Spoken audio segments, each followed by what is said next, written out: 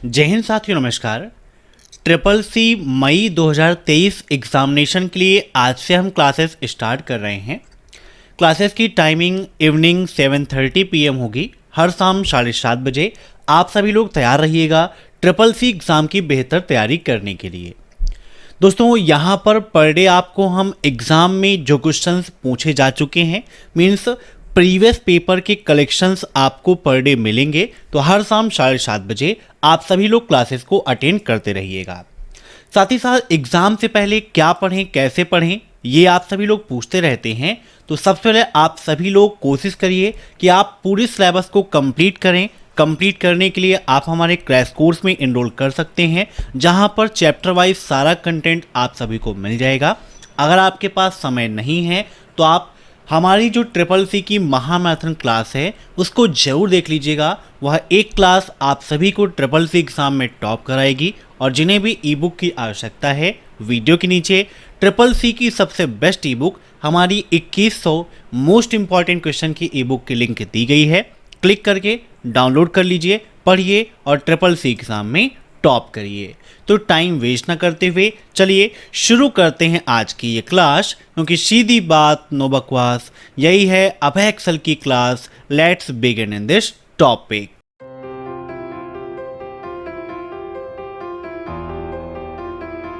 आज का पहला प्रश्न है, where is microprocessor used? Microprocessor का उपयोग कहाँ पर होता है? मोबाइल, कंप्यूटर, लैपटॉप या ऑल ऑफ दी अबव? इन सभी क्वेश्चंस को आप सभी लोग मॉक टेस्ट के रूप में लेते रहिए और कमेंट बॉक्स में आंसर्स देते रहिए। वीडियो के लास्ट में आप जरूर बताइएगा कि आपने कितने क्वेश्चन सही किए हैं। तो बताइए, माइक्रो प्रोसेसर का उपयोग कहाँ पर होता है? अब ट्रिपल सी एग्जाम में यह क्वेश्चन भी पूछा जाता है कि पहला माइक्रो प्रोसेसर कौन सा है, या फिर माइक्रो प्रोसेसर कब डेवलप किया गया। तो बताइए फटाफट इसका भी आंसर क्या होगा। तो पहला माइक्रो प्रोसेसर था इंटेल 4004। नोट कर लीजिएगा, पहला माइक्रो प्रोसेसर कौन सा था? इंटेल 4004। और इसे ये नाम इसलिए दिया गया था क्योंकि ये 4 बिट का था। कितने बिट का था? 4 बिट का था, याद रखिएगा। और किस कंपनी ने डेवलप किया? तो इंटेल नामक कंपनी ने किया था। कब किया था? 1971 में। कब? 1971। नोट कर लीजिएगा। और माइक्रो प्रोसेसर का उपयोग मोबाइल में भी होता है, कंप्यूटर्स में भी होता है, लैपटॉप्स में भी होता है। तो राइट आंसर इसका हो जाएगा ऑल ऑफ दी अबव। क्या हो जाएगा? All of the above. Note कर लीजिएगा। अब next, which of the following is not true about Unix? निम्नलिखित में से यूनिक्स के बारे में कौन सा कथन सत्य नहीं है? यह आपको बताना है कि कौन सा स्टेटमेंट गलत लिखा हुआ है। Unix was not written in C language. Unix को सी लैंग्वेज में नहीं लिखा गया था। Unix is also known as a version of Linux. तो लाइनेक्स को यूनिक्स के एक संस्करण के रूप में भी जाना जाता है। A user can run multiple program at the same time, hence Unix is called a multitasking environment. एक उपयोगकर्ता एक ही समय में कई प्रोग्राम चला सकता है, इसीलिए यूनिक्स को मल्टीटास्किंग वातावरण कहा जाता है। या फिर कई लोग एक ही समय में यूनिक्स आधारित कंप्यूटर का उपयोग कर सकते हैं, इसीलिए यूनिक्स को एक बहु उपयोगकर्ता प्रणाली कहा जाता है। बताइए, निम्न में से कौन सा कथन है जो असत्य है, सही नहीं है?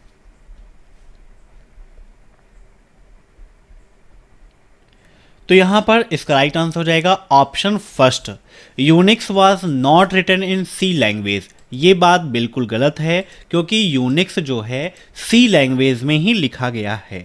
ठीक है, 2 लैंग्वेज इसमें यूज हुई थी, सी लैंग्वेज और असेंबली लैंग्वेज। अब थोड़ा सा यूनिक्स के बारे में हम जान लेते हैं कि यूनिक्स क्या है, इसके फाउंडर कौन है, डेवलपर कौन है, कब फाउंड हुआ, ये सारी चीज़ें, क्योंकि ट्रिपल सी एग्ज़ाम में ये सब कुछ आपके पूछा जाता है। तो यहाँ पर देखिए नोट कर देते हैं, जब भी आप क्लास को अटेंड करिए साथ में एक नोटबुक और पेन जरूर रखिए ताकि जो पॉइंट्स मैं आपको बताता हूँ उनको आप नोट कर सकें। तो पहली चीज़, यूनिक्स किस लैंग्वेज में लिखा गया था? तो सी लैंग्वेज एंड असेंबली लैंग्वेज, ये दोनों नोट कर लीजिएगा। इन दोनों भाषाओं में हमारा यूनिक्स ऑपरेटिंग सिस्टम डेवलप हुआ था। इसके डेवलपर कौन है? तो कौन है? केन थॉम्सन। ये कौन है? इसके फाउंडर हैं। इसके अलावा डेनिस रिची,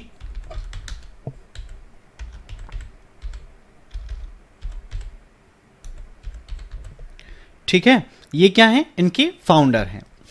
अब यह कब डेवलप हुआ, यह भी आपके एग्जाम में पूछा आता है। तो 1969 में यह रिलीज किया गया था, याद रखिएगा, ठीक है। अब next, what is the maximum value of save auto recovery option in minutes in LibreOffice writer? बताइए, लिब्रे ऑफिस राइटर में ऑटो रिकवरी का ऑप्शन कितने मिनट तक रहता है? 60 मिनट, 20 मिनट, 100 मिनट या 50 मिनट? काफ़ी इंपॉर्टेंट क्वेश्चन है।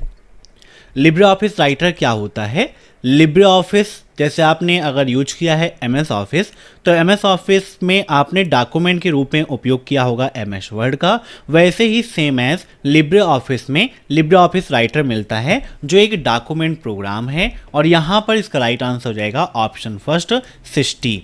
अब नेक्स्ट, विंडोज 10 सॉफ्टवेयर के स्वामित्व का एकाधिकार किसके पास है?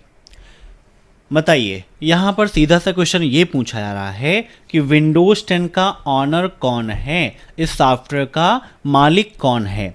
IBM है, माइक्रोसॉफ्ट है, गूगल है या फिर लाइनेक्स है? बताइए विंडोज 10 के बारे में।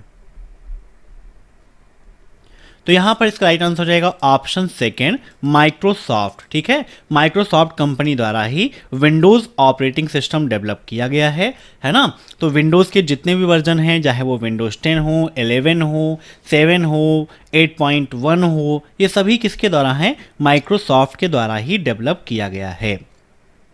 अब एक चीज़ यहाँ पर आती है कि विंडोज 10 किस लैंग्वेज में रिटर्न किया गया है? तो नोट कर लीजिएगा, काफ़ी इंपॉर्टेंट क्वेश्चन है। ये आपका C में लिखा गया है, C++ में लिखा गया है, C# में लिखा गया है और असेंबली लैंग्वेज इसमें यूज हुई है। इतनी लैंग्वेज में रिटर्न किया गया है विंडोज 10 को, ठीक है।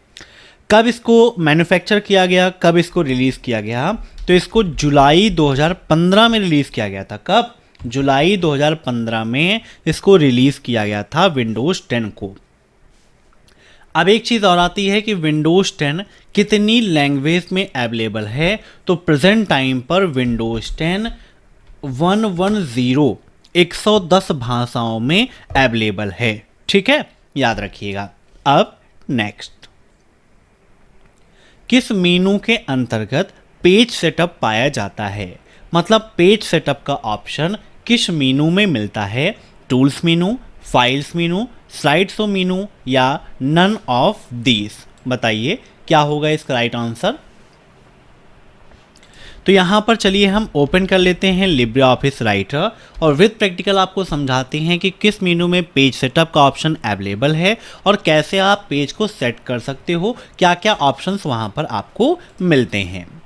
तो यहाँ पर फाइल में आप जाते हो तो यहाँ पर देखिए आपको प्रिंटर सेटिंग का ऑप्शन मिलता है, प्रिंट का ऑप्शन मिलता है, जहाँ से आप पेज का सेटअप कर सकते हो, ठीक है। प्रिंट ऑप्शन पे क्लिक करोगे तो यहाँ से आप पेज का सेटअप कर सकते हो कि कितना आपको प्रिंट करना है, पेज का लेआउट आपको क्या रखना है, ओरिएंटेशन इसका क्या रहेगा, ये सारी सेटिंग आपको कहाँ से मिल जाती है? फाइल मेनू के अंतर्गत मिल जाता है पेज सेटअप का ऑप्शन, ठीक है। यहाँ पर प्रॉपर्टीज़ पे आप क्लिक करके जो भी प्रिंटर आपके सिस्टम में अवेलेबल होगा उस प्रिंटर से संबंधित ऑप्शंस यहाँ पर आपको मिल जाएंगे। आपको यहाँ पर पेज का बैकग्राउंड रखना है, नहीं रखना है, इमेज एंड अदर ग्राफिक्स रखना है या फिर नहीं रखना है, ये सारी चीज़ें यहाँ पर आप कर सकते हो, ठीक है। तो राइट आंसर क्या हो जाएगा? Option B, file menu. अब नेक्स्ट,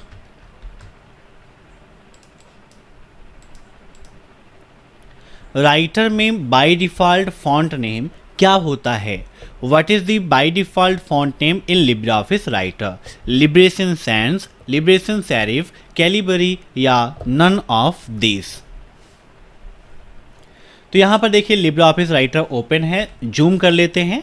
तो यहाँ पर आप देख सकते हैं कि राइटर में अभी कोई भी वर्क हमने नहीं किया है, हमने अपने अकॉर्डिंग कोई फॉन्ट नहीं लगाई है, लेकिन बाय डिफ़ॉल्ट में यहाँ पर फॉन्ट नेम लिखा हुआ है लिबरेशन सेरिफ, मतलब बाय डिफ़ॉल्ट फॉन्ट नेम ये है। बाय डिफ़ॉल्ट फॉन्ट साइज़ कितनी होती है? तो 12 होती है, यह भी आप नोट कर लीजिएगा। दोनों आपके लिए काफ़ी ज़्यादा इंपॉर्टेंट हैं और ट्रिपल सी एग्ज़ाम में दोनों क्वेश्चन पूछ जाते हैं। तो राइट आंसर ऑप्शन सेकेंड।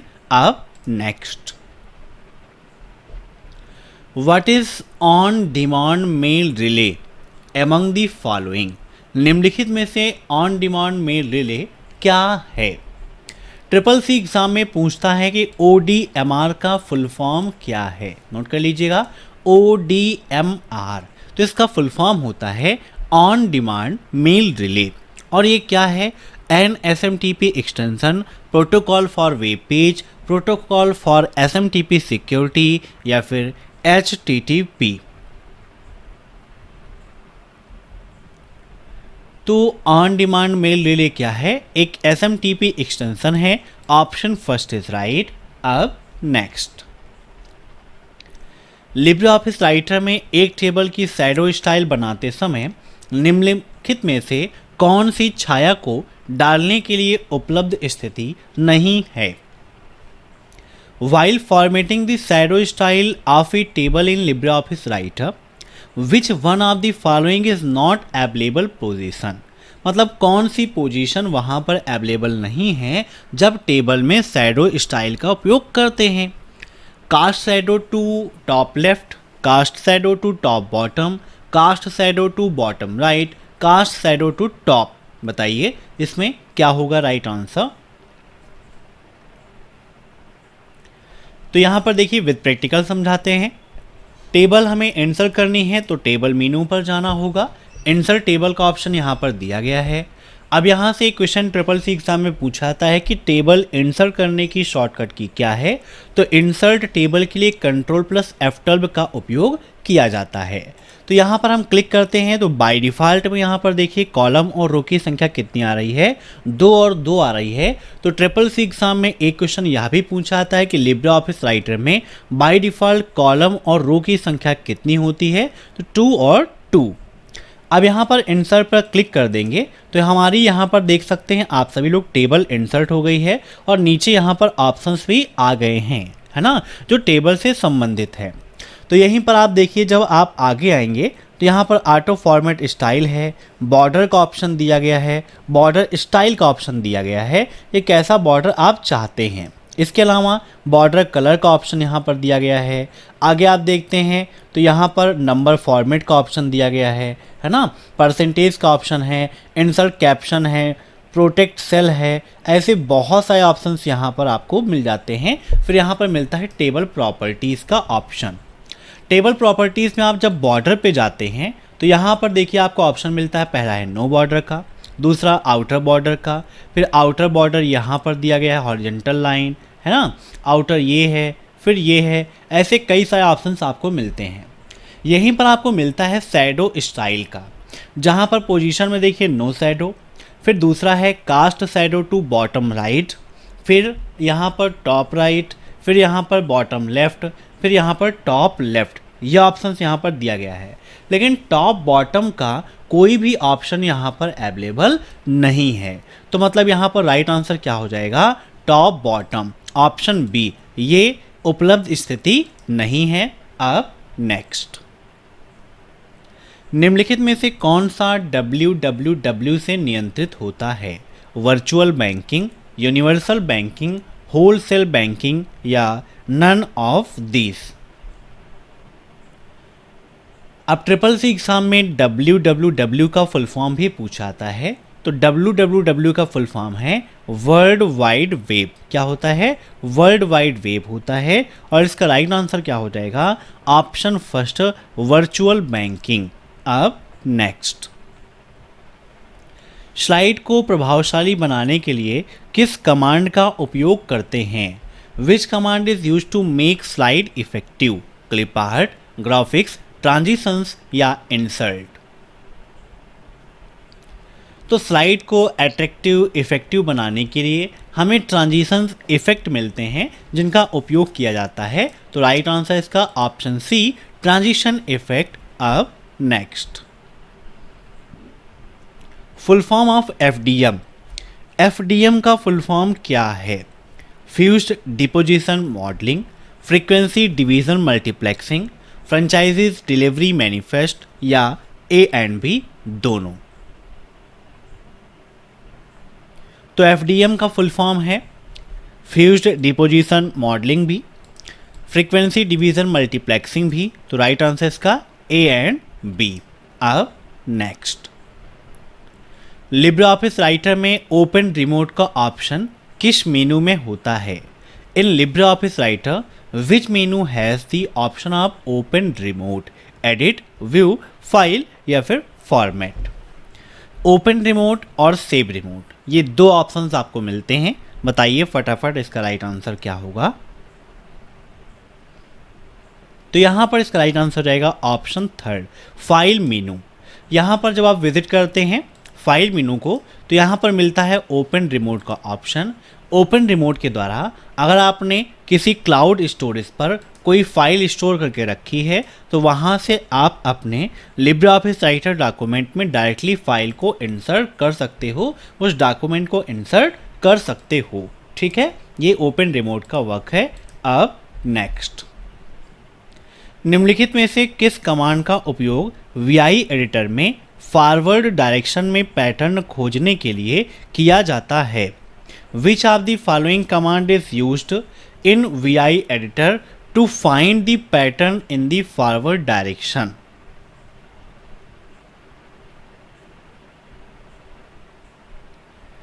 तो यहां पर इसका राइट आंसर रहेगा option D.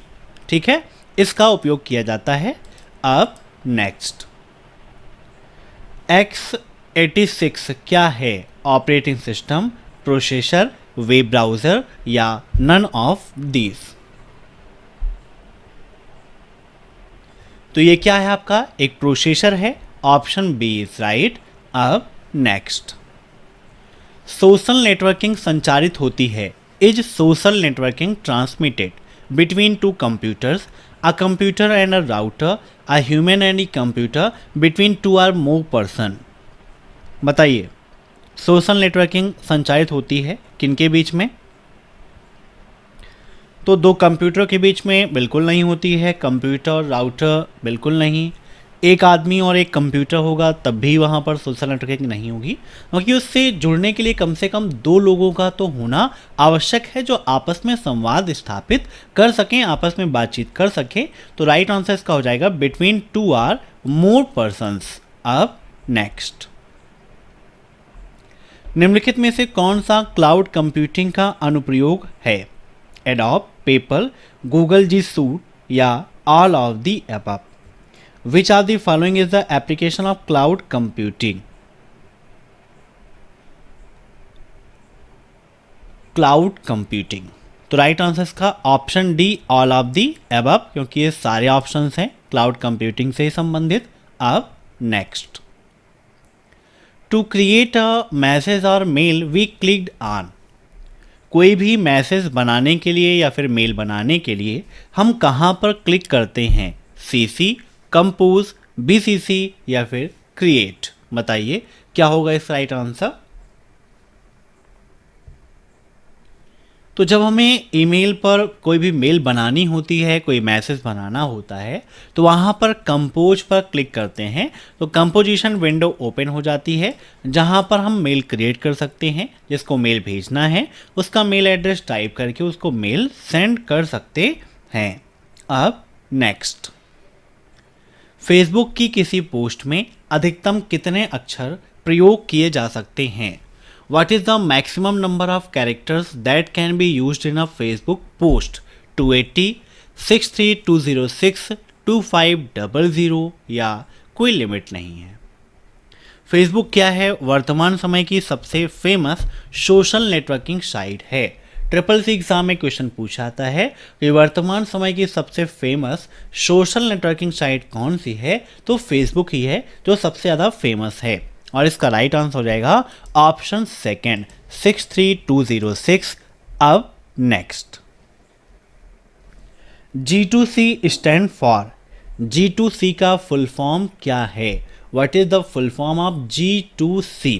Government to citizen, government to consumer, government to city या ए एंड बी दोनों? G2C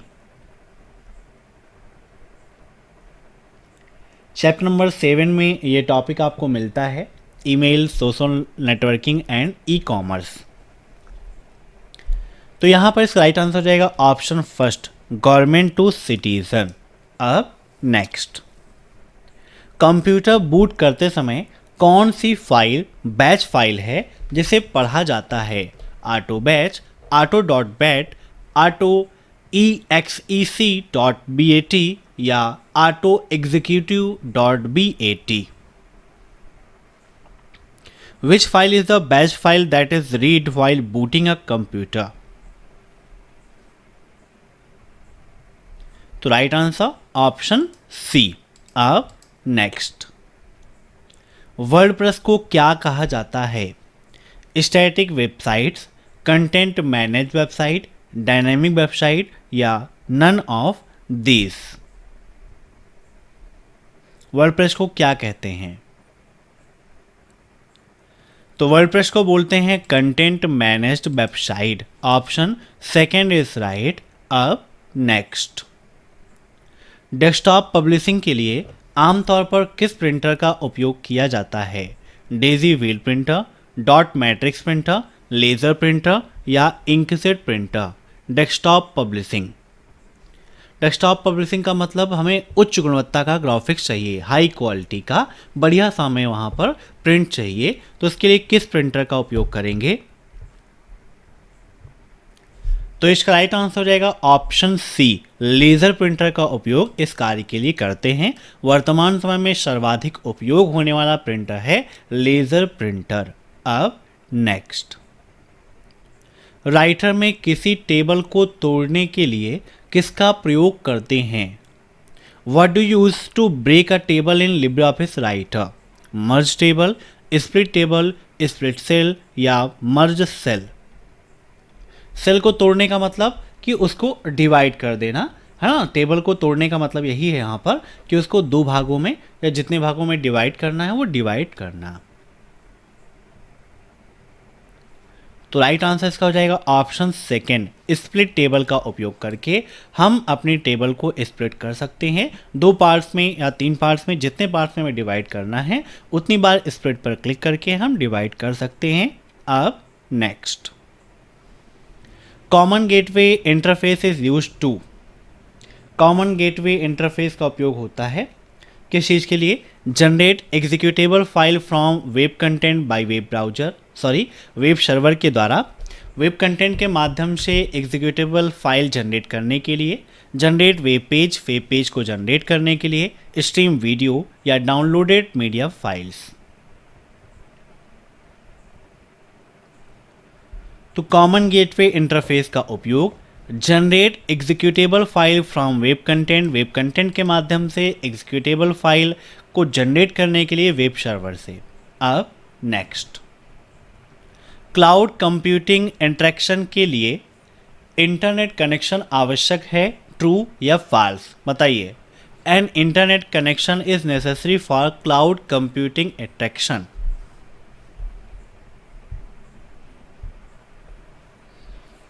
तो बिल्कुल सही बात है, क्लाउड कंप्यूटिंग इंटरेक्शन के लिए एक इंटरनेट कनेक्शन आवश्यक है। क्लाउड कंप्यूटिंग का मतलब ही होता है इंटरनेट, है ना। इंटरनेट से जुड़ी चीज़ें जो आप देखते हैं, सर्च करते हैं, वो क्लाउड कंप्यूटिंग के अंतर्गत ही आता है। अब नेक्स्ट, वह टोपोलॉजी जिसमें सभी डिवाइस एक बूंद लूप में एक दूसरे से जुड़े होते हैं, बंद लूप में। The topology in which all devices connected to each other in a closed loop, बस, मेज, रिंग या फिर स्टार?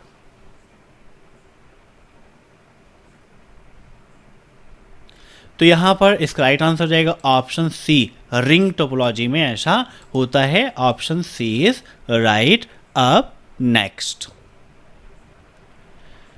एक टेक्स्ट के एन्क्रिप्शन से क्या तात्पर्य है? Compressing it, expanding it, scrambling it to preserve its security या यूजिंग इट।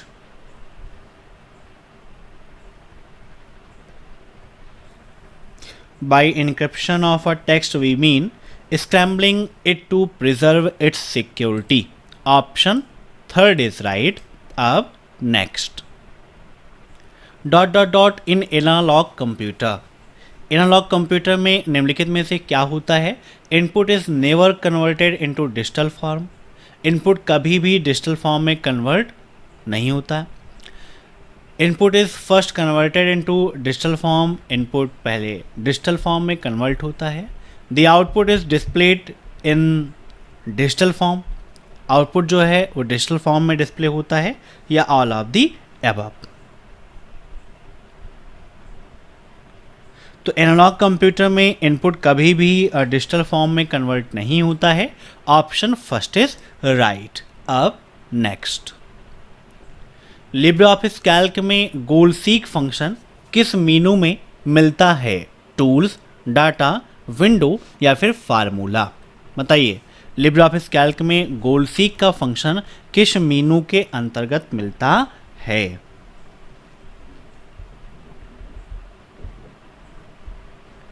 तो यहाँ पर इसका राइट आंसर जाएगा ऑप्शन फर्स्ट, टूल्स मेनू के अंतर्गत मिलता है। यहाँ पर देखिए, जैसे राइटर ओपन है, न्यू पे क्लिक किया और स्प्रेडशीट पर क्लिक कर दिया तो लिब्रे ऑफिस कैल्क ओपन हो गया।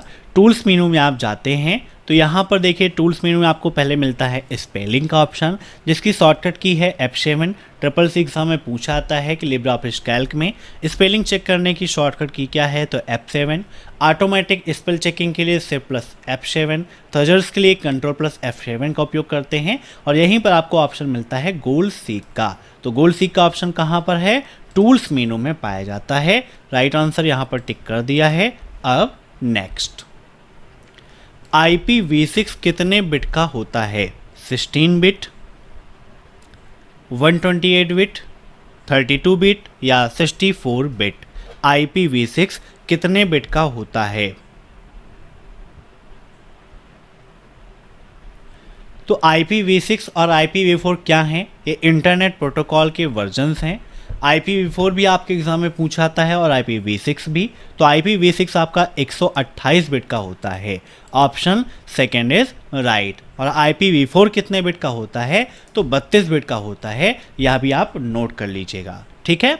तो ये थे आज के मोस्ट इंपॉर्टेंट क्वेश्चंस। मैं आशा करता हूँ कि आपको यह क्लास पसंद आई होगी। दोस्तों, अगर आपको यह क्लास पसंद आई हो तो वीडियो को लाइक करना मत भूलिएगा। क्लास को सभी लोग लाइक कर दीजिए। कमेंट बॉक्स में अपना प्यारा सा सुझाव दीजिए। और चैनल पर नए हैं तो चैनल से जुड़ने के लिए सब्सक्राइब करके बेल आइकन को प्रेस कर दीजिए। जिन्हें भी ई बुक की आवश्यकता है, वीडियो के नीचे लिंक दी गई है, वहाँ से डाउनलोड कर सकते हैं। इसके अलावा CCC के मॉक टेस्ट, CCC के क्रैश कोर्स, CCC की ई बुक्स के लिए विजिट कर लीजिएगा abhaxel.com।